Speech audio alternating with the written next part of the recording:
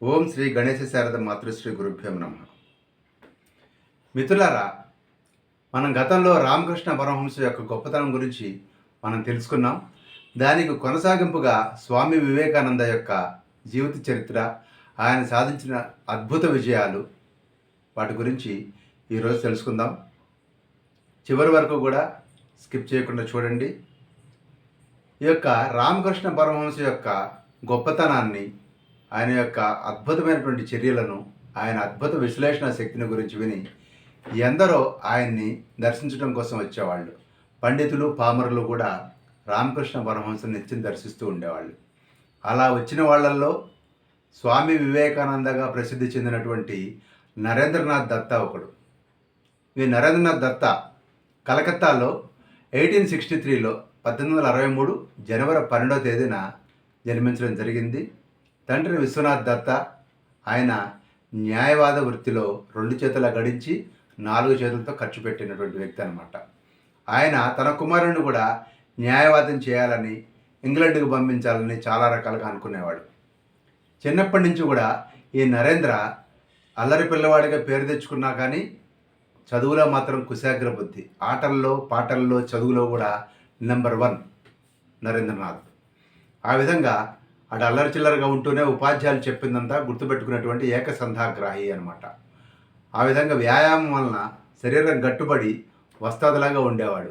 కర్రసాము, గుర్రపు స్వారీ, కుస్తీ, బాక్సింగ్, పడవ నడపడము, పరిగెత్తటాలు, ఈత కొట్టడాలు లాంటి క్రీడల్లో అద్వితీయమైన ప్రతిభా సంపన్నుడు నరేంద్రనాథ్.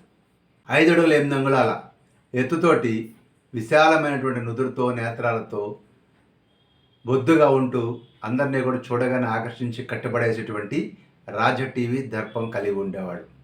మంచి మాటకారి, కవి, అదేవిధంగా గాయకుడు, హాస్యప్రియుడు. సెన్స్ ఆఫ్ హ్యూమర్ కూడా చాలా ఎక్కువగా ఉండేది ఈ స్వామి వివేకానంద, అదే మన నరేంద్రనాథ్కి.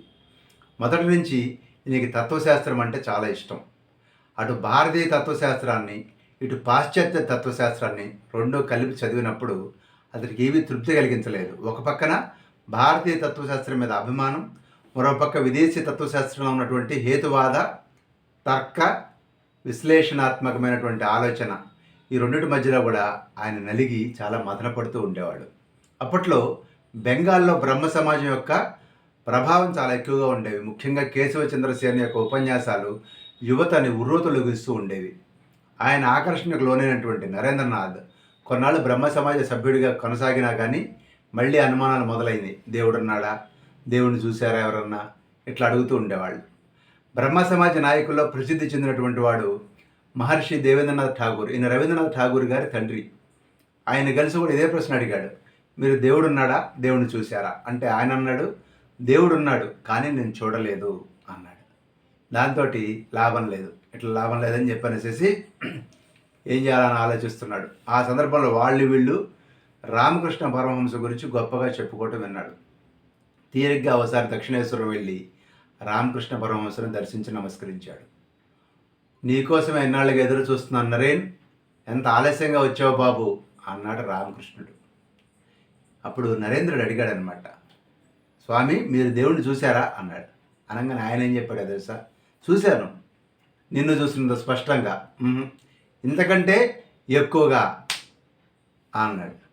అనగానే వెంటనే నరేంద్రనాథ్కి ఆశ్చర్యం వేసింది. ఇప్పటిదాకా దేవుడు ఉన్నాడు కానీ మేము చూడలేదు అన్నవాళ్లే కానీ దేవుడు ఉన్నాడు మేము చూసాము అన్నటువంటి మొదటి వ్యక్తి రామకృష్ణ పరమహంస.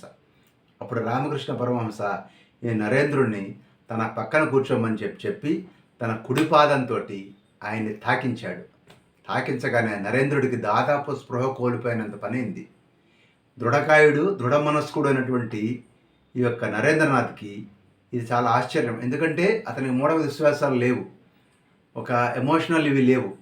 అలాంటి సందర్భంలో ఏ శక్తిపాతం చేశాడో రామకృష్ణ పరమహంస, ఇతను కళ్ళు తెరుచుకునే ఉన్నాయి, గదిలో గోడలు, గదిలో వస్తువులు అన్నీ గిరగిరా తిరుగుతూ మాయమైపోతూ ఉన్నాయి, ఏకత్వంలోకి లీనమైపోతున్నట్టుగా కనపడింది.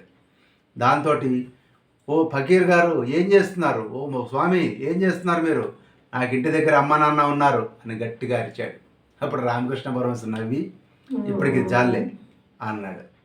అనగానే అప్పుడు ఈయనేదో మాయ చేశాడు, ఏదో ట్రిక్ చేశాడు, నేను జాగ్రత్తగా ఉండటం మంచిది అనుకున్నాడు స్వామి వివేకానంద. అదే మన నరేంద్రనాథ్. ఆ తర్వాత అతని తండ్రి మరణంతో, ఇంతకుముందు అనుకున్నాం కదా, 2 చేతులతో సంపాదించి 4 చేతులతో ఖర్చు పెట్టారని, ఆ ప్రకారంగా అప్పుల పాలైపోయింది కుటుంబం. ఇల్లు గడవడం కష్టం, ఉద్యోగం దొరకలేదు. దాంతో నిరాశ నిస్పృహలతోటి రామకృష్ణుడి దగ్గరికి వచ్చి, నాకు నిర్వికల్ప సమాధిలోకి వెళ్ళాలని ఉంది అని అడిగాడు. అప్పుడు రామకృష్ణుడు, లేదు, నువ్వు దీన జనోద్ధరణ కోసం పుట్టావు, నీ లక్ష్యం వేరేది ఉంది, నీ జీవిత పరమార్థం ఒకటి ఉంది, వెయిట్ చెయ్యి అన్నాడు. అప్పుడు నరేంద్రుడు తన ఉద్దేశాన్ని మార్చుకున్నాడు. ఆ తర్వాత ఈ యొక్క రామకృష్ణ పరమహంసని తన గురువుగా భావించి సాధన చేస్తూ ఉన్నాడు. 1885లో భయంకరమైనటువంటి గొంతు క్యాన్సర్ తోటి రామకృష్ణ పరమహంస మరణించడం జరిగింది.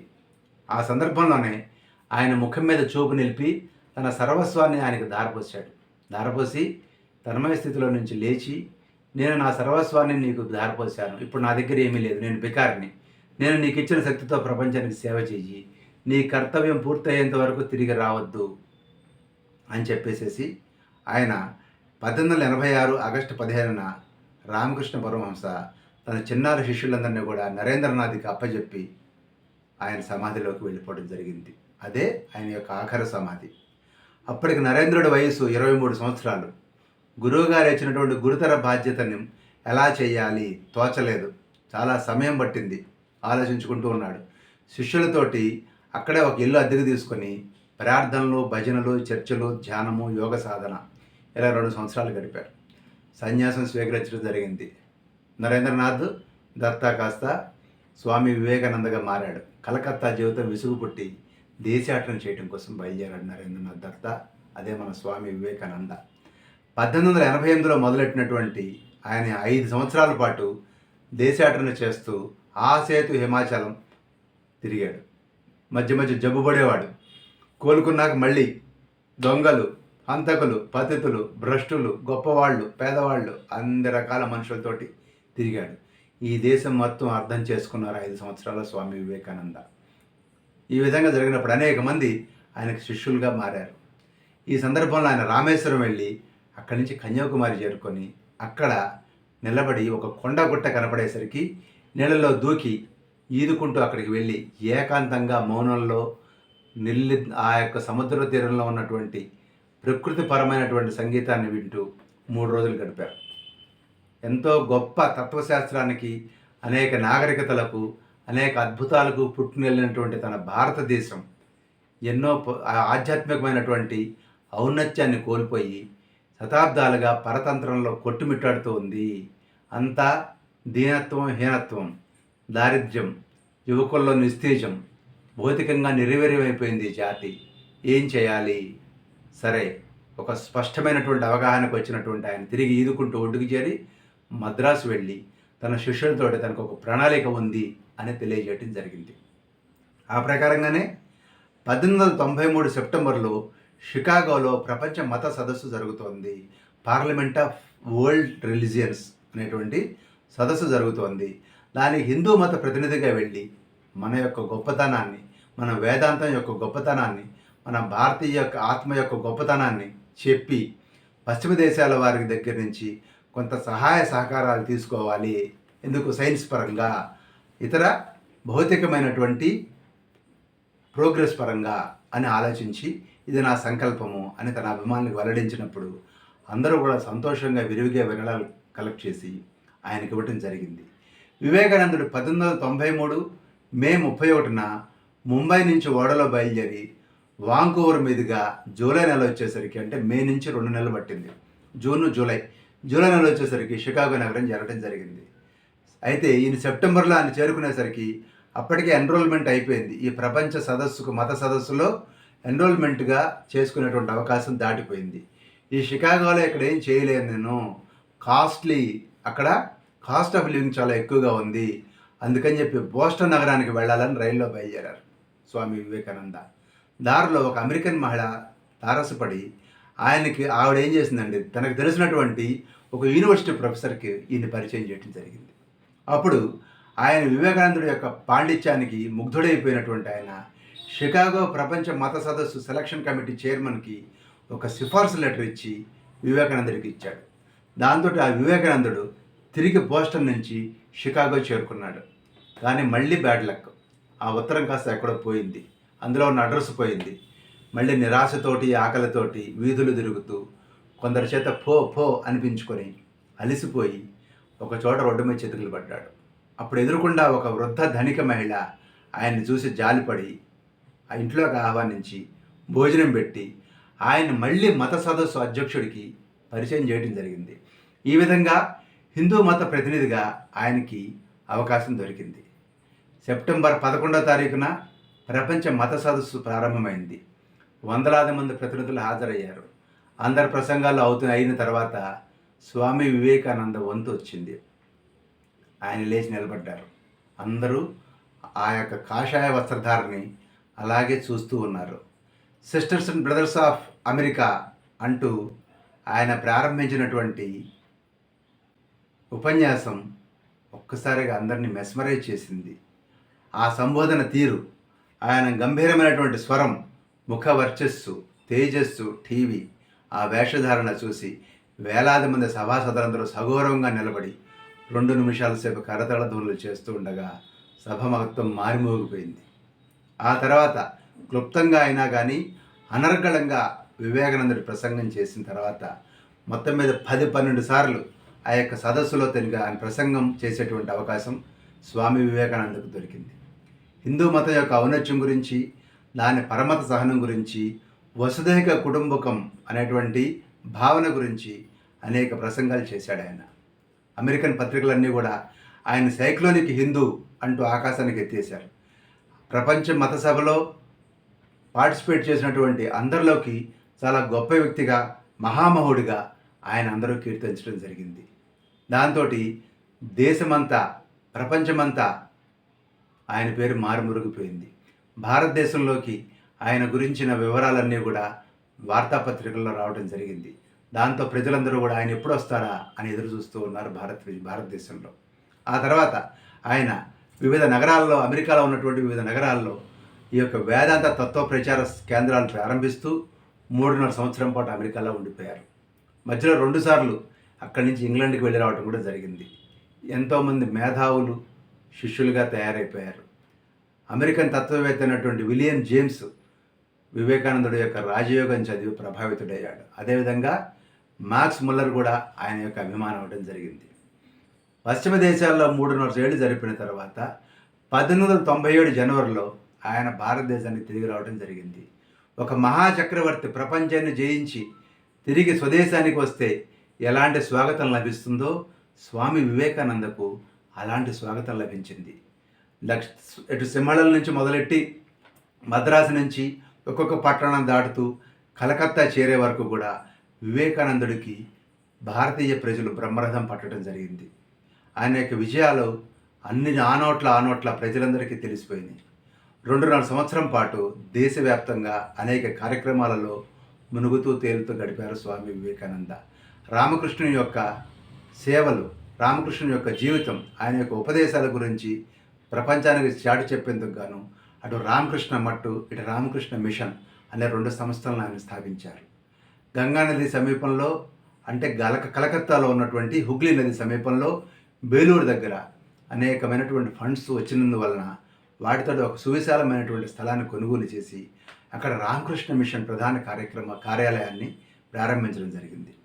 1898లో మార్గరెట్ నోబుల్ ఇండియాకు వచ్చి నివేదితగా పేరు మార్చుకొని ఆయనకి తన వంతు సేవ చేయడం మొదలెట్టింది 1898 నుంచి. ఈ విధంగా వేదాంత తత్వ ప్రచారానికి అక్కడి నుంచే ప్రబుద్ధ భారతి అనేటువంటి పత్రికను కూడా ప్రచురించడం ప్రారంభమైంది. 1899 జూన్లో స్వామి వివేకానంద మరోసారి పశ్చిమ దేశాలకు వెళ్ళడం జరిగింది. అక్కడ 1.5 సంవత్సరం ఉండి శాన్ ఫ్రాన్సిస్కోలో ఒక వేదాంత కేంద్రాన్ని ఆయన ప్రారంభించడం జరిగింది. అంతేకాకుండా 1900 సంవత్సరం డిసెంబర్ వరకు అక్కడ కేంద్రాలన్నీ కూడా ఎలా పనిచేస్తున్నాయో చూసుకొని ఆయన తిరిగి భారతదేశానికి రావడం జరిగింది. ఈ యొక్క ఎడతెరిపి లేని కార్యక్రమాలతోటి ఆయన ఆరోగ్యం క్షీణించడం జరిగింది. ఉబ్బసం పట్టుకుంది, ఆస్మా. చివరి నెలల్లో బేలూరు మఠంలోనే ఒక గోచి ధరించి పైన కాషాయ వస్త్రాన్ని ధరించి మౌనంగా కదలకుండా ధ్యానంలో గడపడం ప్రారంభించారు. ఈ యొక్క చిన్న చిన్న ఎవరైనా ఉపదేశాలకు వచ్చిన సందర్భంలో మాత్రం వాళ్ళతో మాట్లాడుతూ ఉండేవాళ్ళు తప్ప వీలైనంత వరకు కూడా మౌనాన్ని ఆశ్రయించారు. 1902 జూలై నెల 4వ తేదీన ఉదయం ఆలయానికి వెళ్ళొచ్చారు. కిటికీలు తలుపులు అన్నీ వేసుకొని కొన్ని గంటల పాటు ఆయన ధ్యానం చేయడం జరిగింది. అనేక కీర్తనలు కూడా ఆయన గానం చేశారు. మధ్యాహ్నం ఆహారం తీసుకున్నారు. అందరితో కలిసి భజనలు చేయటం జరిగింది. తర్వాత 3 గంటల సేపు శిష్యులకు సంస్కృత పాఠం చెప్పారు. సాయంత్రం వాకింగ్కి వెళ్ళొచ్చారు స్వామి వివేకానంద. తన గదిలో 1 గంట సేపు ధ్యానం చేసుకొని మంచం మీద పడుకున్నారు. కొంతసేపటి తర్వాత 2 సార్లు గట్టిగా గాలి పీల్చారు. అంతే. ఆ తర్వాత అంతా నిశ్శబ్దం. 39 ఏళ్ల వయసులో ఇంత అద్భుతమైనటువంటి విజయాలు సాధించినటువంటి భారతీయ తత్వవేత్త ఒక ఆదిశంకరుడు, ఒక స్వామి వివేకానంద అని మనం ఘంటాపదంగా చెప్పొచ్చు. వివిధ మతాల మధ్య సామరస్యతకు అద్వైత వేదాంతమే ఉత్తమ సాధనం అని చెప్పి ఆయన భావించడం జరిగింది. అద్వైతం అంటే అన్నిట్లో భగవంతుని చూడటమే, రెండోది లేదు. మొత్తం నేనే ఉన్నాను, నువ్వు నేనే, నేను నేనే, అంతా ఒకటే. ఇది ఆయన యొక్క భావన. విశ్వజనీనం కాగలిగినటువంటి అర్హత ఒక అద్వైత మతానికే ఉంది. అన్ని యొక్క మతాల యొక్క సమన్వయానికి ఈ అద్వైత మతమే ఉపకరిస్తుంది అని గట్టిగా నమ్మారు. మన ఇస్లామిక్ శరీరము, వేదాంత హృదయము కావాలి. ఈ దేశంలో మత విభేదాల సామరస్యానికి, వాటి పరిష్కారానికి ఇదే ఉత్తమమైన మార్గం. ఆ 2 మతాలు ఏకం చేయాలి అని స్వామి వివేకానంద ఆ రోజుల్లో పిలుపునివ్వడం జరిగింది. ఒక అద్వైతికి మాత్రమే ఈ రకమైనటువంటి ఏకాత్మ దృష్టి సాధ్యము అని ఆయన భావించాడు. వివేకానందుని యొక్క అద్వైతం శంకరుడి ప్రబోధించినటువంటి అద్వైత వేదాంతమే. మాయావాదం అనేటువంటి ఒక సమస్య మన దేశంలో కొన్ని వేల ఏళ్ళుగా సమస్యగా కొనసాగుతూ ఉంది తాత్విక చింతనలో. దాని తలకాయలేని తలనొప్పి అన్నారు స్వామి వివేకానంద. ఎందుకంటే ఈ మాయ అనేది ఎలా వచ్చిందనేది అర్థం లేని ప్రశ్న. ఈ ప్రశ్న ఉదయించడానికి కూడా కారణం మాయే. మాయలో ఉన్నంతసేపు ఈ ప్రశ్నకు సమాధానం దొరకదు, ఈ ప్రశ్న తప్పదు. మాయ తొలగినప్పుడే ఈ ప్రశ్న కూడా ఉండదు, ఈ ప్రశ్నకు సమాధానం దొరుకుతుంది. లేదా ఈ ప్రశ్నకు సమాధానం అవసరం లేదు అని చెప్పి అద్వైత వేదాంతాన్ని మన జీవితంలోకి అనువదించుకోమని చెప్తూ, కొత్త మతాన్ని ప్రపోజ్ చేయకుండా కేవలం అద్వైత మతాన్నే సక్రమమైన మార్గంలో మనకు అర్థమయ్యేలా చెప్పేందుకు నిత్యం కృషి చేసి మనల్ని అటు మన భౌతిక నాగరికతని, ఆధ్యాత్మికమైనటువంటి భావనల్ని 2 సమైక్యం చేసుకొని జీవితాన్ని గడపాలి అన్న భావంతో ఉండాలి అని ఆయన చెప్పడం జరిగింది. పేదరికాన్ని పాలదోలటం, ఆకలితో ఉన్నవాడికి అన్నం పెట్టడము, ఇవన్నీ కూడా ఆయన చెప్పినటువంటి భౌతిక నియమాలు. ఆధ్యాత్మికంగా ఎంత సాధన చేసినా అదొక్కటే మనల్ని ఉద్ధరించదు, భౌతికంగా కూడా మనం ముందుకు వెళ్ళాలి అనేటువంటి భావనని ఆయన మనందరికీ కూడా ప్రబోధించారు. సో మనం 2 రైలు పట్టాల్లాగా, ఒకటి ఆధ్యాత్మికమైనటువంటి ప్రోగ్రెస్సు, ఒకటి భౌతికమైనటువంటి ప్రోగ్రెస్సు, 2 ఉన్నట్లయితేనే మన భారత జాతి సగర్వంగా ముందుకు వెళ్ళగలుగుతుందని ఆయన ఇచ్చినటువంటి ప్రేరేపణ, ఆయన ఇచ్చినటువంటి పిలుపు ఆనాటికి ఈనాటికి కూడా మనకి మార్గదర్శకమే. స్వస్తి.